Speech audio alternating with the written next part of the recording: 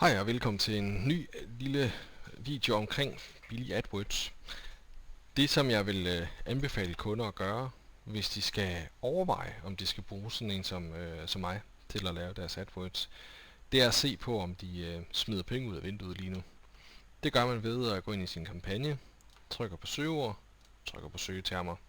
Herinde der kan man se hvad man reelt betaler for, fordi det er ikke sikkert at man kun bliver fundet på det der står her, altså de søgeord man har sat op.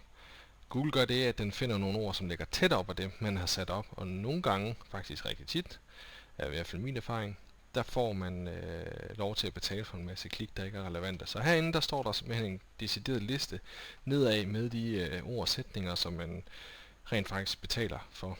Og det kan meget vel være, at vi betaler måske 50% af jeres budget til noget, der er fuldstændig hul i hovedet. Og det er blandt andet en af de ting, vi sørger for ikke sker, hvis det er sådan, at man betaler også 300 kroner om måneden for at holde sine AdWords i ørene.